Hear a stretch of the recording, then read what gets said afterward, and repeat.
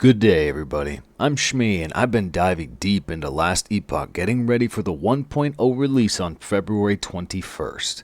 One thing I was a little overwhelmed with at first was the skill system because there's a lot going on. However, once you can see the big picture, it's quite easy to understand. So I'm going to show you all today exactly how it works and how it fits together. If you're enjoying the content, please hit that like button and feel free to subscribe if you'd like to see more. If you're like me, you like exploring and discovering, so you may just log right in and decide, hey, let's make a simple character. Mage. Mages are pretty straightforward. You just get some spell damage and caster gear and do caster things, and you're good, right? As long as I get a skill called Fireball at some point, then I'll be okay.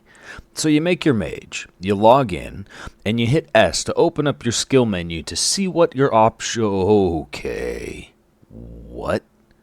Hey, look, at least we have something familiar to hold on to. Okay. So this must be the passive tree? Wait, no, you hit P for the passive tree. Okay, how many skill trees do we get here? Wait, why are there Oh, come on! Now, the secret to understanding all of these different trees and how they fit together is knowing that early on, around level 15, each class gets to choose a subclass to specialize in. This is called your Mastery class. Make sure to think this through because your Mastery class is permanent and cannot be changed. For mages, you can specialize as a melee-oriented spellblade, a traditional caster sorcerer, or more of a combo caster rune master. In Last Epoch, what really guides your playstyle is not your base class, but your Mastery class. Now let's talk about the passive tree. No matter what Mastery class you choose, you will always have access to the top diamond, that's the full base class tree. When you select your Mastery class, you're not replacing anything or choosing one tree over another.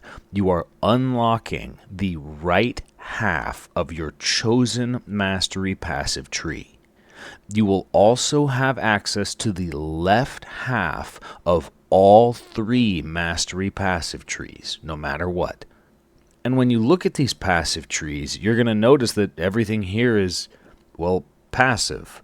Whether it's health or stats or percentage increased damage, maybe an occasional triggered ability here and there, everything in the passive tree works to automatically support how your character scales. Your passive tree, with some rare exceptions, will not modify how your skills function, but it will determine your base stats, how your defensive and damage scaling works, as well as what kind of gear that you should pursue to build off what you already have. Now let's hit S real quick, and let's take another look back at that skills page.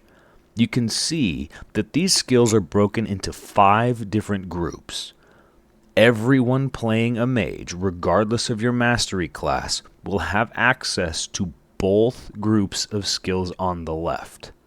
Now the skills on the right are special, and those 3 groups are each tied to the 3 Mastery classes.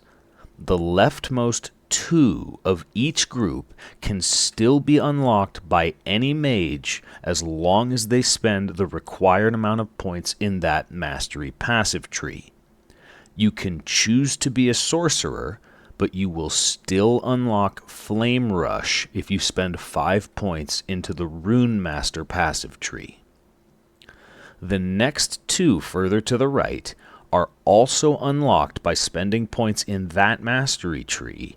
However, these 2 skills also require that you have that specific Mastery. You can put 40 points into the Sorcerer tree with any Mastery, but you will only unlock Black Hole if you are also a Sorcerer. And the last skill, furthest to the right, also requires that you have that Mastery. However, that skill will be unlocked as soon as you choose that Mastery, around level 15.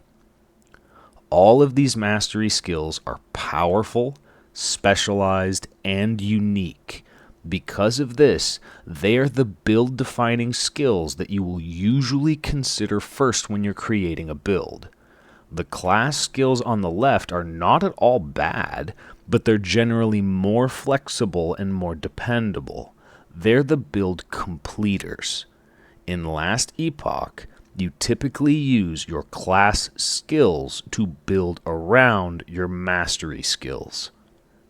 In addition to the skills that you're going to unlock, you also get 5 skill specialization slots, each of which unlocks a special skill tree for a chosen skill. Specializing a skill absolutely will make it more powerful.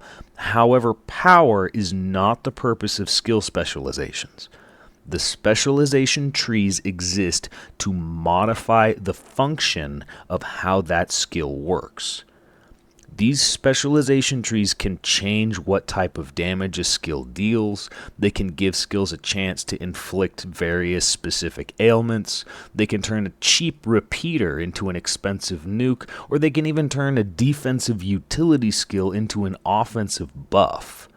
Your skill specializations can and will redefine the function of each of your skills. In Last Epoch, your mastery class and your skill specializations will determine the playstyle of your build.